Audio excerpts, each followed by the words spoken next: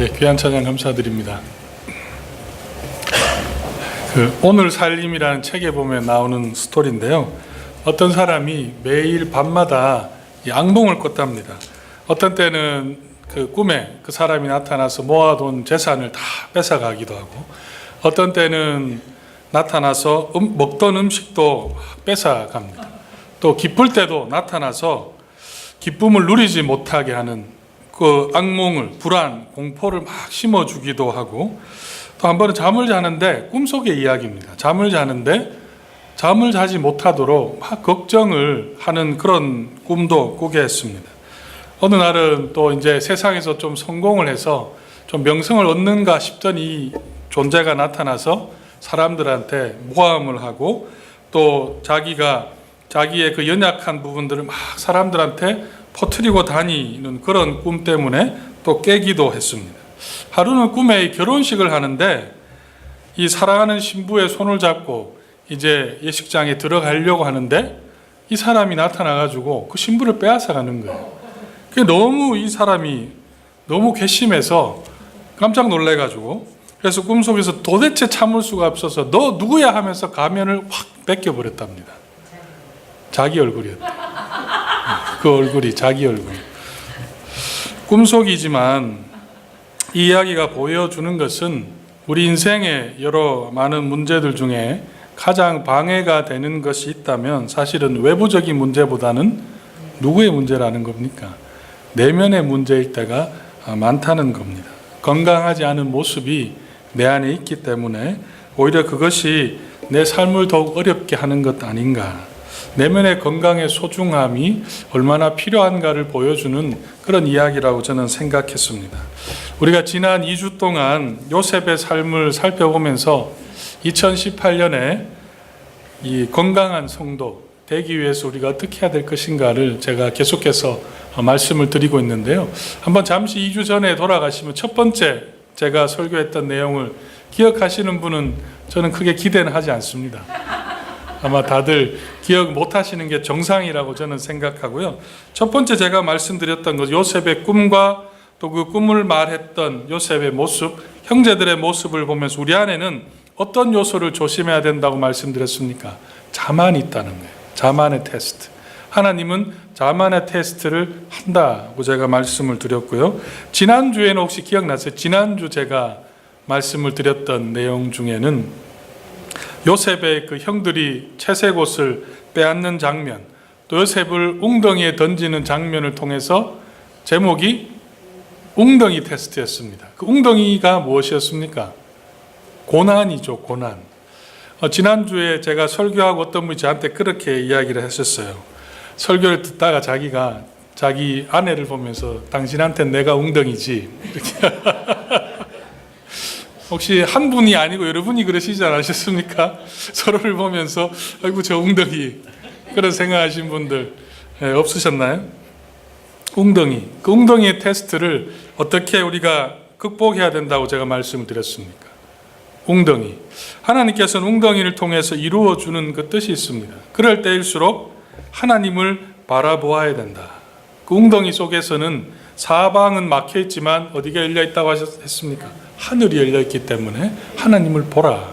그래서 창세기 50장의 말씀을 보면 요셉이 마지막에 그 고백을 한번 잘 보십시오. 요셉이 내가 이렇게 지금 총리의 지위에 오르기까지 했던 그 많은 고난들이 결국 하나님이 나를 이곳에 보내기 위한 하나님의 뜻이라고 고백했습니다. 그 고백은 결국 요셉은 형들에 대한 분노에 마음이 사로잡혀 있었던 것이 아니라 어디에 그 시선이 고정이 되어 있었습니까? 하나님께 그의 시선이 고정이 되어 있었다는 말씀입니다. 오늘은 창세기 39장 말씀을 보면서 또 다른 테스트를 한번 살펴보도록 하겠습니다. 요셉이 이제 형들에게 팔려갑니다. 얼마에 팔렸는지 혹시 기억나세요? 요셉이 은 20에 요셉이 팔려서 미디안 상인들의 손에 끌려서 노예가 되어서 이제 애굽으로 내려가는 그런 과정입니다. 잠시 한번 이 요셉을 여러분이 되셨다 한번 생각해 보시고, 요셉이 어떠한 마음이 있었을까요? 그 팔려가는 그 과정을 한번 생각해 보시면 정말 기가 막히지 않습니까? 내 인생이 그 전까지는 부잣집에 이 도련님으로 잘 살다가 지금 인생이 순식간에 인생의 가장 바닥이죠.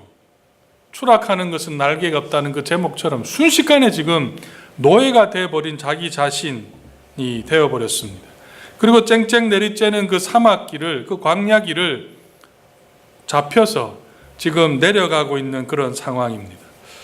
어떠한 마음이 들었겠습니까?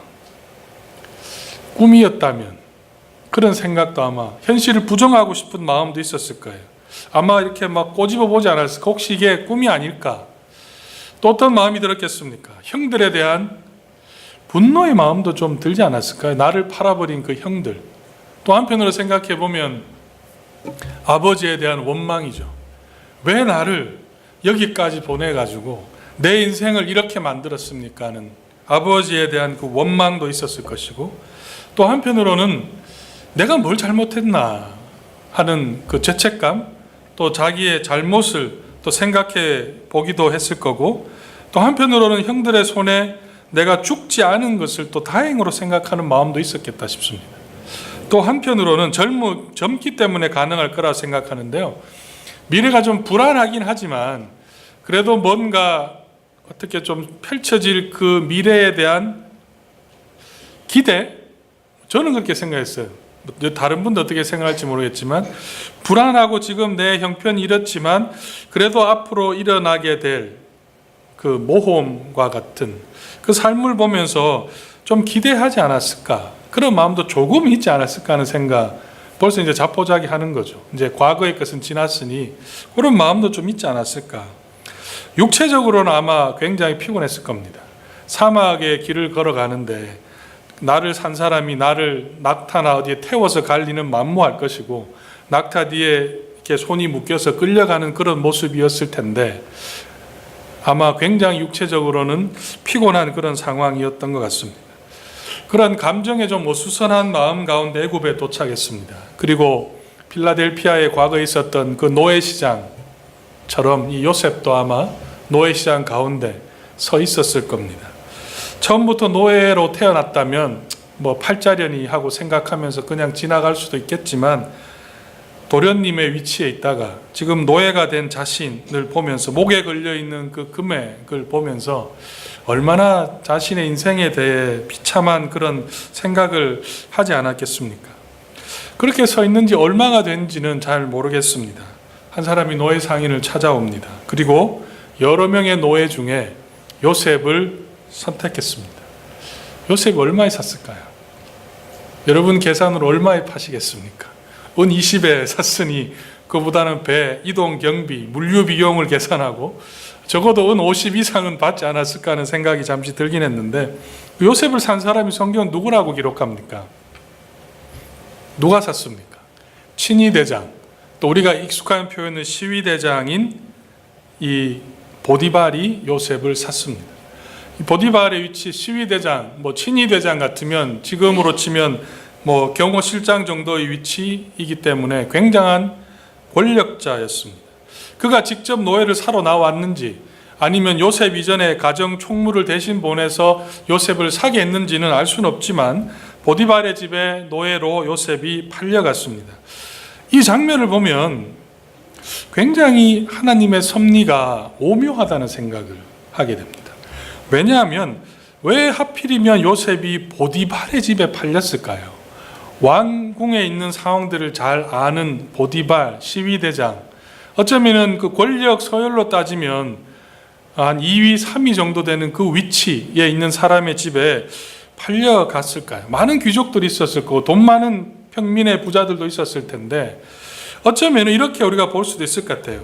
시위대장의 집이 있었기 때문에 요셉은 그 집에 있는 동안 왕실에 속한 사람들의 그 삶의 법도, 삶의 그 방식을 아마 배울 수 있는 간접적인 경험이 되었을 겁니다. 왕을 만났을 때, 또 총리 대신으로 되었을 때 왕의 신하들이 어떻게 해야 되는 것을 조금은 미리 볼 수 있는 길이 여기에 있지 않았을까, 우리가 짐작해 볼 수도 있습니다. 또 그 집에는 감옥이 있었죠. 어떤 감옥입니까? 왕궁에 범죄한 사람들만 가두는 감옥이 시위대장의 개인의 집에 있었다는 사실도 참 특이한 거예요.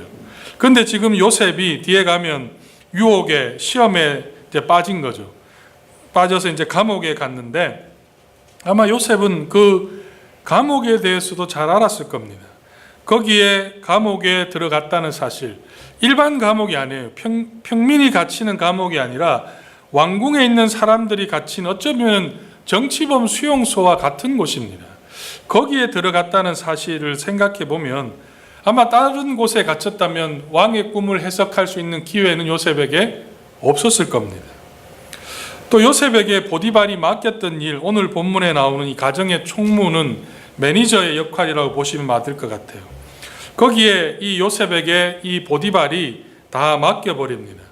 보디발의 집을 한번 잘 생각해 보시면 절대 권력을 소유한 그런 사람의 위치죠.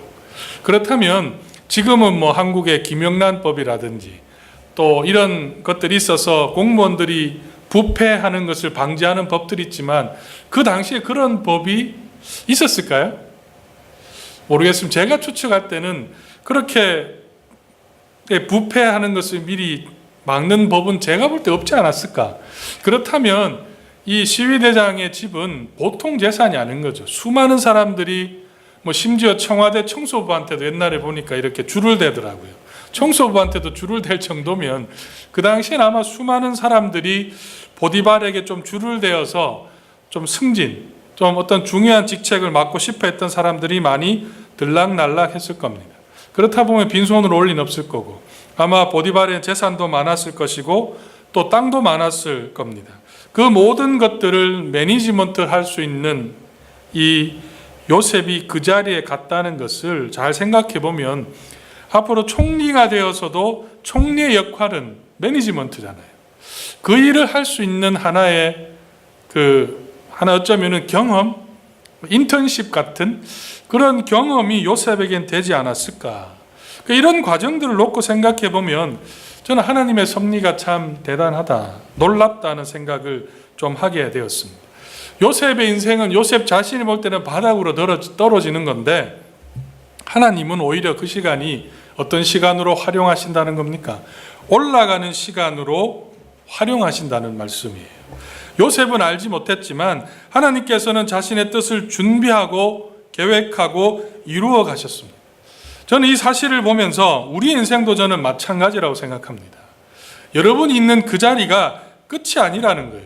지금 생각할 때 믿음을 가진 이유로, 아니 어쩌면 미국에 온 이유로 여러분의 인생에 계속해서 추락하는 것 같지만 하나님 편에서 보면 그 길은 점점 올라가는 길이라는 거예요. 여러분 이 사실을 우리는 항상 믿어야 합니다. 우리의 눈은요 너무너무 잘 속아요. 우리는 보이는 걸로 너무너무 쉽게 판단하는 겁니다. 예를 들면 제주도에 가면 뭐 반대적인 개념이나 도깨비 길이라는 거 들어보셨어요? 도깨비 길인지는 이렇게 물을 이렇게 뿌리면 물이, 신혼여행 안 가보셨습니까? 대부분 제주도에 가실 텐데 제가 다 가보셨죠?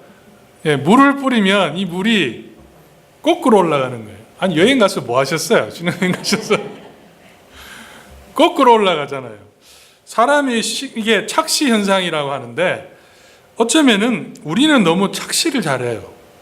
하나님의 원하심을 보기보다는 눈에 보이는 대로 판단하기 쉽다는 겁니다. 하나님은 지금 어쩌면 여러분의 그 인생의 바닥으로 내려가는 것 같지만 사실은 올라가고 있을 수도 있다는 거예요. 그게 하나님의 뜻이고 성경에서 우리에게 말씀하는 겁니다. 그 일로 올라가도록 하기 위해서 지금 고난의 시간들을 지나가도록 하신다 하는 그 믿음을 우리는 요셉을 통해서 가져야 된다는 말씀이죠. 그렇게 요셉은 보디발의 집에 노예로 팔려갔습니다. 그 보디발의 집에 요셉이 들어오고 나서 어떻게 그 가정이 바뀌었나요? 5절 말씀을 가보시면 성경 이렇게 기록합니다. 그가 요셉에게 자기의 집과 그의 모든 소유물을 주관하게 한 때부터 여호와께서 요셉을 위하여 그 애굽 사람의 집에 복을 내리심으로 여호와의 복이 그의 집과 밭에 있는 모든 소유에 미친지라. 어떠한 일이 지금 보디발의 집에 나타나고 있습니까? 보디발의 모든 면에서 재산, 자녀, 가정에 있는 모든 면에서 이 말의 의미는 부족함이 없는 평안함과 풍성함이 있었다는 거예요. 그렇게 된 이유가 5절 말씀에는 그 이유를 무엇이라고 기록하고 있습니까? 하나님께서 누구를 위해서요? 요셉을 위하여 그 보디발의 집에 복을 주셨기 때문입니다. 보디발이 잘해서 그런 것이 아니라 하나님께서 요셉 때문에 그 집에 복을 부어 주신 거예요. 여러분, 요셉의 인생을 한번 잘 보십시오. 요셉이 가는 곳마다 복이 임합니다. 총리가 되었을 때 잘 보시면 요셉이 가뭄을 대비함을 통해 누가 살아났습니까? 이집트 사람들만 산 것이 아니라 주변에 있는 민족 사람들도 와서 곡식을 구할 수가 있었습니다. 복을 받은 거죠. 하나님의 복이 요셉을 통해서 주변에게 이렇게 흘러간 거예요. 가장 극적인 장면은 야곱과 그의 가족 70명이 내려옴을 통해서 이제 이스라엘 백성이 출애굽할 때 몇 명입니까? 200만 명이 되는 그 하나님의 복이 그 가정을 살린 것뿐만이 아니라 유대 민족을 이끌어가는 그 복을 지금 요셉을 통해서 하나님이 주셨다는 말씀입니다. 저는 이 본문을 보면서요, 여러분 이렇게 축복하고 싶습니다. 여러분이 가는 곳곳마다 이 요셉처럼 여러분 때문에 하나님의 복이 임할 수 있기를 축복합니다. 우리는 요셉의 형통을 자꾸 개인의 형통으로 봐요. 근데 성경을 보면 요셉이 형통했다는 말은 누가 복을 받냐면 주변 사람들이 복을 받아요. 요셉 그 자신은 총리가 된 것도 복일 수 있지만 사실은 요셉을 통해서 형통, 성경에서 말하는 형통은 나를 통해서 주변의 복을 받는 것이 성경의 개념이에요. 저는 여러분 주변 사람들이 복을 누리는 인생이 되기를 소망합니다. 곳곳마다 만나는 사람마다 복이 임하는 사람이 되십시오. 저 사람이 왜 왔어? 이런 소리 듣지 마시고요. 나를 보고 이렇게 고개 들리는 사람이 있다는 생각이 얼마나 가슴이 아픕니까? 그것보다는 그 사람이 꼭 와야 되는데, 오늘 제가 생각할 때는 여러분들이 구역 모임에 오길 아마 구역장들이 다 지금 바라고 원할 겁니다. 당신이 와서 너무 좋습니다. 이런 이야기를 좀 들어야 되지 않겠습니까? 주변 사람들 한번 보시죠. 당신이 와서 너무 좋습니다. 이렇게 한번 한 말 좀 해주세요. 당신이 오셔서 너무 좋습니다. 저는 이게 교회 안의 성도들이 이런 인생이 여러분 정말 복된 인생 아닙니까? 내 하나 잘 먹고 잘 사는 것보다는 내 주변 사람들이 잘 되는 것을 보는 것이 그 인생이 정말 복된 인생이 아닌가요? 교육자들의 이런 게 있어요. 교육자들 이렇게 모임을 하다 보면 이제 원로 목사님이 한 69세가 되면요, 그 밑에 좀 큰 교회 이야기입니다만 그 밑에 교육자들이 모임을 하나 만듭니다.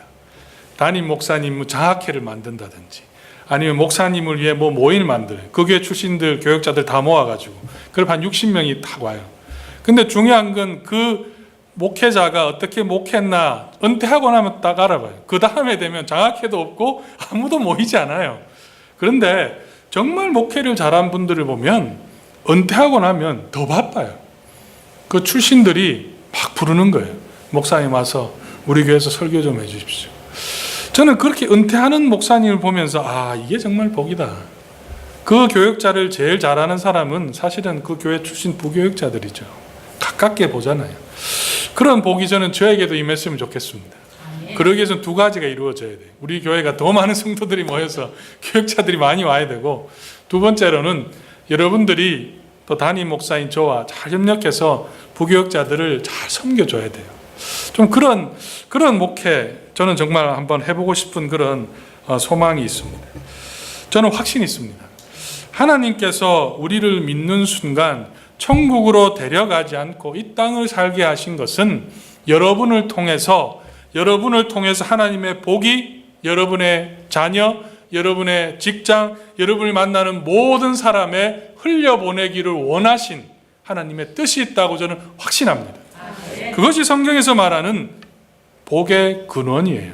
성도들에게 주는 복의 근원이라는 말씀입니다. 어떻게 이 요셉이 그런 삶이 될 수 있었을까? 오늘 이 말씀을 보면서 하나 찾아보고 싶은데요. 여러분 한번 잘 생각해 보세요. 요셉은 하나님을 믿는 사람이고 하나님이 함께 했습니다. 그래서 하나님이 형통케 하셨습니다. 그런데 중요한 건 그 사실을 지금 누가 보고 있습니까? 요셉을 형통케 하신다는 사실을 보디발이 보고 있다는 거예요. 보디발이 그것을 보고 자신에게 가정 총무를 맡기고 자신에 있는 모든 권한을 다 넘겨줍니다. 딱 하나 뺐죠. 아내와 음식. 왜 그렇게 못했느냐? 유대인은 이방인이에요. 그 이집트 사람들한테는 이방 사람들이 만든 음식을 먹을 수가 없어요. 그래서 그것만큼은 자기가 하기로 했습니다. 그것만큼은. 그 외의 것들은 다 맡긴 거죠. 그 이유가 결국 오늘 말씀해 보면 보디발이 오늘 몇 절에 나옵니까? 3절에 보면 그의 주인이 여호와께서 그와 함께 하심을 보며 여호와께서 그의 범사에 형통하게 하심을 보았더라. 보디발은 이방인입니다. 보디발이 어떻게 그것을 알았을까요? 궁금하지 않으세요? 보디발이 어떻게 이 요셉이 여호와께서 함께 하신다는 사실, 그를 형통케 하셨다는 사실을 보디발이 어떻게 알았겠습니까? 이렇게 한번 생각해 보시죠. 만약에 요셉이 노예로 잡혀와서 그 다음 날부터 주변 사람들에게 막 찾아다니면서 다른 노예겠죠. 내가 이런 꿈을 꿨습니다. 이런 꿈 이야기를 막 하고 돌아다닌다고 생각해 보세요. 뭐라고 주변 사람들이 말하겠습니까? 저 친구가 지금 잠깐 이렇게 된 거 아닌가? 좀 망상에 빠져가지고 뭐하나? 그런 생각하지 않겠습니까? 만약에 요셉이 나는 여기에 올 사람이 아닙니다. 우리 아버지 너무너무 부자예요. 그럼 옆에 있던 아마 다른 종이 한번 요셉 콕 치면서 야, 우리 집에는 금송아지 있어. 이런 이야기를 막 울면서 불면서 막 그죠? 나를 좀 보내달라고 막 그렇게 하소연했다면 군대 용어로 하면 이런 사람들은 관심사병입니다. 이제 요주의 인물이에요. 혹시나 또 사고 칠까 봐. 그런 사람이 될 텐데 근데 이 보디발이 요셉이 함께 하시는 그 하나님을 보디발이 생각했다는 것. 물론 이 보디발은 유대인들이 하나님을 섬긴다는 것을 알았을 겁니다. 이것이 참 왜 그랬을까? 저는 오늘 말씀을 보면서 그런 생각을 좀 했어요.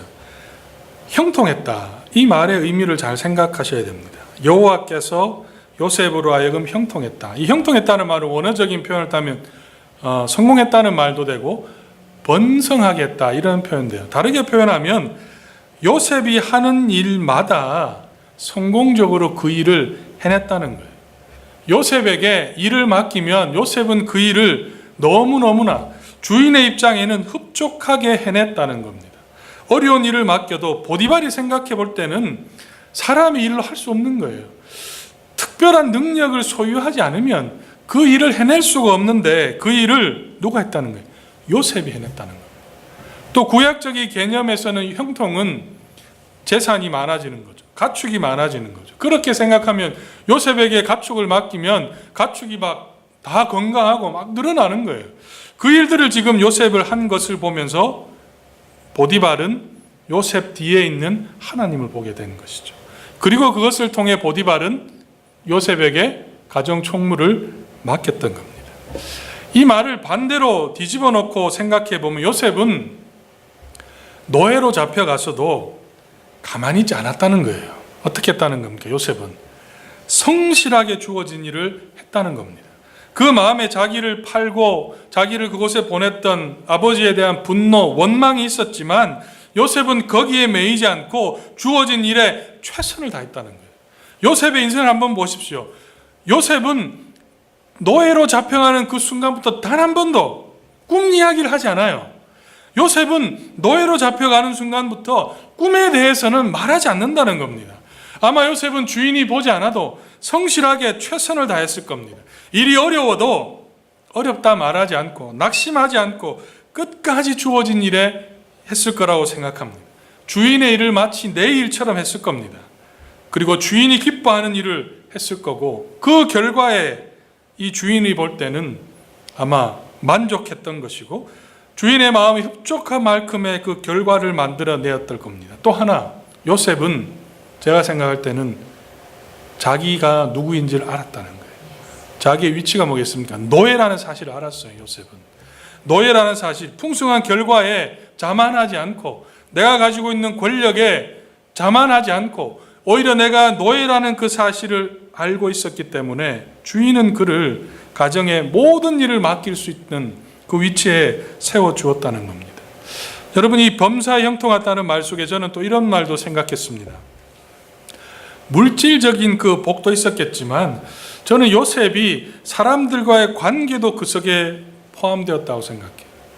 모든 사람들이 요셉을 보면서 그가 가지고 있는 선한 영향력들을 주변에 끼쳤을 거라고 생각합니다.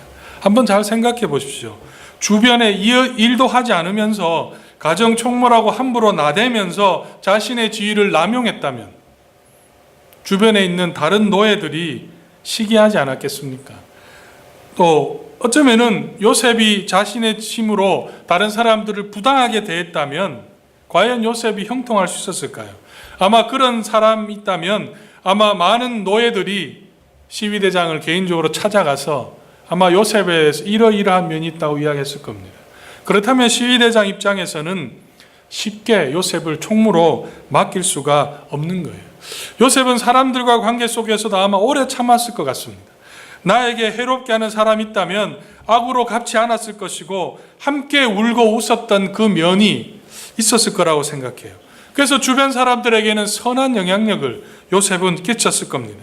요셉을 보면서 많은 사람들이 기뻐했을 것이고 그가 가정 총무가 되었다는 사실을 통해서도 아마 이 사람들은 기뻐하고 좋아했을 거라고 저는 생각합니다. 그렇지 않다면 보디발이 요셉을 가정 총무로 맡길 수는 없는 거예요.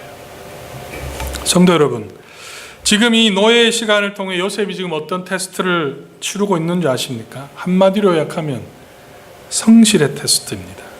하나님께서는 이스라엘 민족을 큰 민족으로 만드시는 그 일을 맡기기 전에 노예로서 얼마나 요셉이 성실하게 주어진 일을 감당하고 있는가를 하나님은 지금 테스트를 하고 있는 겁니다. 주인의 일을 자신의 일과 같이 열심히 최선을 다하는 요셉을 보면서 인생의 주인이신 하나님 앞에 성실하게 일을 감당하시는지를 지금 하나님은 보고 계시는 거예요. 어려운 순간에도 주인의 일을 기뻐함으로 요셉이 감당했던 것처럼 하나님께서 원하시고 기뻐하시는 일을 요셉이 할 수 있는지를 지금 하나님은 테스트를 하고 있는 겁니다. 어쩌면 고난 가운데 있는 우리에게도 하나님은 테스트를 하고 있습니다. 하나님께서 맡겨준 일을 과연 잘 할 수 있을지 지금 나에게 고난이라는 시간들을 통해서 하나님은 테스트하고 있다는 사실을 여러분 알고 있습니까? 보호하심이라는 책에 보면 이런 이야기가 있습니다. 우리나라에 복음이 처음에 들어왔을 때 천민 출신들이 예수님을 많이 믿었다고 합니다. 그 중에 예수를 잘 믿는 마부 한 명이 있었대요. 이 마부가 자신이 믿고 있는 그 예수를 자신이 이제 모셨던 왕손에게 복음을 전하고 싶었습니다. 그러던 어느 날 좋은 기회가 왔어요. 마부가 이 왕손을 이제 모시고 지방으로 내려갈 수 있는 기회를 얻게 된 겁니다. 이 기회를 놓치지 않고 마부가 이 말을 몰면서 왕손에게 이렇게 이야기했대요. 나리 예수 한번 믿어보시죠. 그랬더니 왕손이 참 어이가 없다는 듯이 그 마부를 보면서 이렇게 비아냥거립니다. 야 이놈아, 너 같은 쌍놈이 예수를 믿으면 누가 양반이라도 시켜준다더냐? 이렇게 비아냥을 그랬어요. 이 말을 들은 마부가 이렇게 대답을 했습니다. 나리 예수 믿는 도리는 그런 것이 아닙니다. 예수를 잘 믿으면 제가 더 마부 노릇을 잘 해야 되는 겁니다. 이렇게 이야기를 했다고 합니다. 성도 여러분, 지난 한 주간의 여러분의 삶을 한번 잘 돌아보십시오.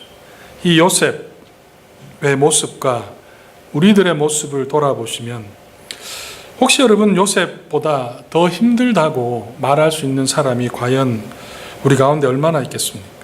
요셉처럼 불평하지 않고 한 주간을 살아오셨습니까? 어느 책에 보면 이런 이야기도 있어요.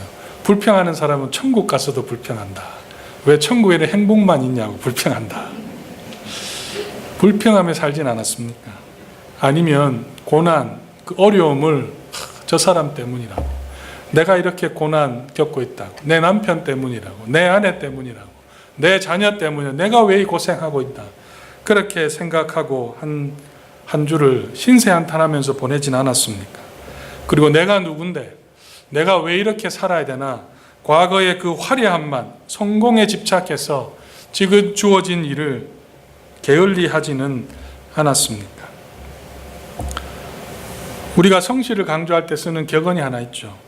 내일 지구가 멸망하더라도 오늘 나는 한 그루의 사과나무를 심겠다. 여러분, 이 말을 많은 분들이 17세기의 스피노자가 한 말이라고 생각합니다. 사실은 이 말은 종교개혁, 교회를 개혁했던 루터가 젊은 시절에 자기의 일기에 쓴 내용입니다. 내일 지구가 멸망하더라도 오늘 한 그루의 사과나무를 심겠다. 이 말의 의미는 결국은 이 말을 루터가 했다는 말은 결국은 그 말을 따라서 루터는 하루하루 최선의 삶을 다 살았던 것이고, 하나님은 그런 루터를 통해서 교회를 개혁하는 그 일을 이루었다는 겁니다. 이 내용이 어디에 써 있냐면 루터가 어린 시절에 있었던 그 집에 가면 비석으로 만들어져 있다고 해요. 우리가 인생이 요셉과 같은 인생이 되기를 원하신다면 지금 여러분이 하는 그 일이 하찮게 보인다 하더라도 성실하게 최선을 다하셔야 합니다. 그러기 위해서는 그 자리가 어떤 자리든 지금 그 자리가 하나님이 주신 자리라는 사실을 기억해야 합니다. 하나님이 주신 자리이기 때문에 하나님을 기쁘게 하는 일을 우리가 해야 된다는 거예요. 그것이 바로 성경에서 말하는 청지기입니다. 철저하게 나를 지금 이 자리에 주신 그 하나님임을 생각하고 그 하나님의 일을 따라서 최선을 다할 때 여러분과 함께 하시는 그 하나님이 그 복을 여러분의 주변에 흘려 보내실 겁니다. 제가 소망하기는 그 복의 근원되는 그 축복이 한 주간의 여러분의 삶에 계속해서 이어지기를 주의 이름으로 축복합니다. 우리 같이 일어나셔서 찬송하겠습니다.